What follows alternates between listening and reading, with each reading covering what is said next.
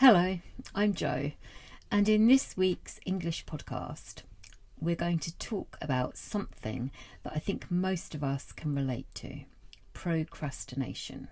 By the end of this episode, you'll understand some of the reasons why we procrastinate, how it affects our learning, plus I'll share 5 tips for helping you to stop putting things off.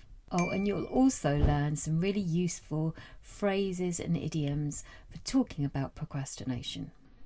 To be honest, this video is a bit personal. You've got no idea how many times I've said to myself, I'm going to sit down and make this video over the last few days. But then suddenly I will get distracted, or I'll suddenly remember something very important that I have to do. And up until now, it hasn't happened. But here I am. Let me ask you, have you ever sat down with the intention of doing some English study, but then suddenly you found yourself scrolling through your phone, or maybe reorganising your bookshelves, or maybe thinking, oh, I'm a bit hungry, I'll just get a snack before I make a start? Have you ever said to yourself, oh, I'll do it a bit later, but then later never comes? That's procrastination. And if you're a bit of a procrastinator like me, I'd love to hear from you in the comments. Tell me what you've been putting off doing lately. As usual, I've created a free PDF to accompany today's podcast. It includes a full transcript of this episode along with a few extra resources, and I also include all the vocabulary that we're looking at today. You'll find the link in the description below. Ready? Grab a drink, make yourself comfortable, and let's get started. So let's look at a quick definition. What is procrastination? Procrastination means putting things off, delaying tasks that you know you should be doing in favour of something else. A classic example of procrastination. You sit down to read a chapter of your English book, but before you get started, you suddenly think, I could do with a cup of tea. So you go to the kitchen and put on the kettle to make a cup of tea. You get the milk out of the fridge, and when you're looking in the fridge, you notice that there are a few things in there that need sorting out. You notice that maybe the fridge could do with a bit of a clean. You forget the tea, you forget the book, and you start cleaning the fridge. That's procrastination. Now, what makes it worse is that we often feel really guilty for procrastinating, but we still keep on doing it. And sometimes the more we avoid doing something, the worse it feels. So before we explore why we procrastinate, let's have a look at some really useful English phrases and idiomatic language for talking about procrastination. Okay, the first expression I've got today is to get around to doing something. This means to finally do something you've been intending to do for a while, especially after delaying it. I haven't got round to replying to that email yet. I finally got around to making this video. Next up is to put something off, which I've used already quite a few times in this podcast. To put something off means to delay doing something that you know that you should do. I've been putting off making that doctor's appointment. I've been putting off sorting out the garden. I've been putting off doing the shopping. The list is endless, or it is for me at least. Okay, the next expression is to keep meaning to do something. This means to have the intention to do something, but never actually do it. I keep meaning to revise those phrasal verbs. A personal one for me, I keep meaning to book a Mandarin conversation class, but I still haven't got around to it. Next up is to get sidetracked by something. And this means you're distracted by something and you stop focusing on what you were doing. I was studying, but I got sidetracked when I got a text from my friend. I was going to start making this video and I got sidetracked when I heard a noise coming from upstairs. Next up is to talk yourself out of doing something. This is like an internal dialogue that you have with yourself. And it's when you convince yourself not to do something, often out of fear or self-doubt. I was going to join the conversation group, but I talked myself out of it. The next expression is to waste time, or a bit more informally in British English, to faff around. This is when you spend time doing unimportant or unnecessary things instead of what you should be doing. I ended up faffing around on YouTube instead of studying. Instead of getting on with the housework, I ended up wasting time on Instagram. You know, when it comes to procrastination, our phones definitely don't help. Okay, the next expression is to sleep on it. This means delaying making a decision. Oh, hello, we've been joined by my cat, Gizmo. This means delaying making a decision until the next day so that you can think about it. I need to write that email, but I think I'll sleep on it and do it tomorrow. But will you? Next up is to bury your head in the sand.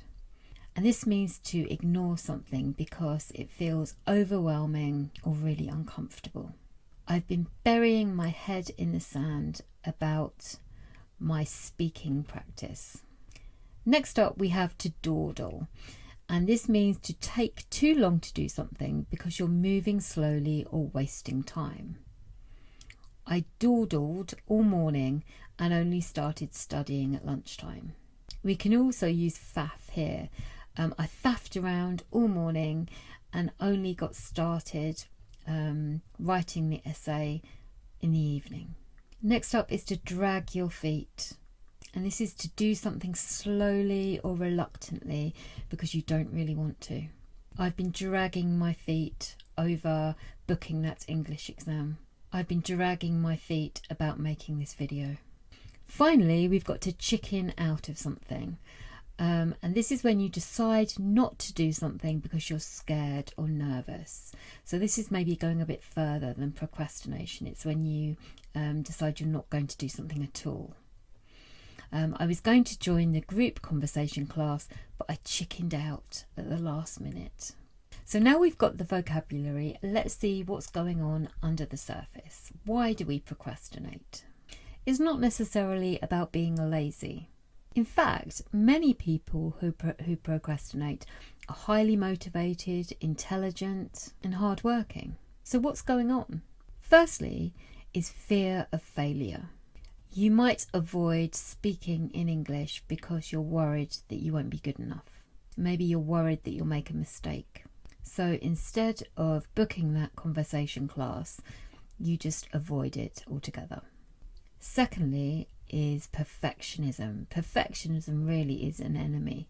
If you can't do it perfectly, you don't want to do it at all. But of course, that just leads to more pressure and more avoidance. Number 3 is lack of motivation. Sometimes we don't feel connected to the task that we have to do. Now, I've talked about habits loads on here, but I think when you lack motivation, having an established habit really helps. I'll put a link to my video about habits up here. Number 4, and this is a big one for me, overwhelm. You really want to improve your language skills, but you feel like you don't really know where to start. It all feels like too much. So instead you shut down or say, I'll do it tomorrow. Finally, there's boredom or disinterest. Let's be honest, some tasks when it comes to language learning aren't particularly interesting. Grammar. From English learners, I hear things like, I know I should practice speaking, but I get really nervous and I end up doing some grammar exercises instead. Or I've had this book in English for ages, but I keep on picking it up and then putting it down again. I want to improve, but I don't know where to start. So instead, I do nothing. Does all this sound familiar? You're not alone. So what can you actually do to beat procrastination? Here are 5 strategies that I use myself and that I also recommend to my students. The first strategy, number 1, is to break it down. Instead of saying, I want to become fluent, say I'll learn 3 new chunks of language every day and use them. Saying you're going to become fluent in a language is immediately incredibly overwhelming. So breaking it down into what we call baby steps means that the actions that we need to take are smaller and more manageable. They build confidence and momentum. Number 2 is to set a timer. Use the Pomodoro technique, which is a time management technique. It focuses on 25 minutes of concentrated work followed by a 5-minute break. I'll put some more information about the Pomodoro technique in the PDF if you're interested. There's an expression in English to get the ball rolling, and that means to get things started. I think with the Pomodoro technique, sometimes you can get the ball rolling and then you can discover that you're on a roll. You keep going. Number 3 is called eating the frog. Eating the frog is all about doing the hardest thing first. If you know that speaking makes you feel a bit nervous, then do the speaking task first. Get it out of the way. If I'm not feeling particularly motivated when it comes to learning Mandarin, often I will do some practice early in the day. I'll eat the frog, and that way I've got it out of the way early on and it doesn't hang over me all day. I keep on thinking, oh, I need to practice my Mandarin today. I know that I've already done some. Strategy number 4 is to make it easy to start. I think this is the best way to do this is to create a regular routine. So every time that you're going to study English, turn your phone off or put it on silent at least. Remove the distractions and allow yourself to get into the zone. Also, deciding exactly what you're going to do in advance can really help with this. I like to keep a list of tiny tasks that I can easily do in 10 minutes, like listening to a short podcast or practice using some vocabulary. Finally, number 5 is to reward yourself. So you actually did that English conversation class. Celebrate it. Tell somebody. Pat yourself on the back. Patting yourself on the back really matters. It means congratulating yourself gently. To be honest, when I finally recorded this video, edited it, created the materials and uploaded it, I will give myself a big pat on the back and I'll feel a sense of satisfaction. So here's your challenge for this week. What's one thing that you've been putting off doing when it comes to learning English? Maybe it's practicing your English speaking skills. Maybe it's journaling. Maybe it's sending that message at work. Whatever it is, I want you to try and do the first step. Write the first sentence. Speak out loud to your voice notes on your phone for 30 seconds. You don't have to do it all, but just get started. Often, once we get started, then we can build momentum and continue. I hope you found today's episode useful. If you did, I'd really be grateful if you give me a thumbs up or even better, subscribe to my channel. I make new videos every week, eventually. And don't forget, leave a comment below telling me what you've been putting off doing and maybe tell me what you're going to try and do this week. Thank you for watching until the end and I will see you next time. Take care. Bye.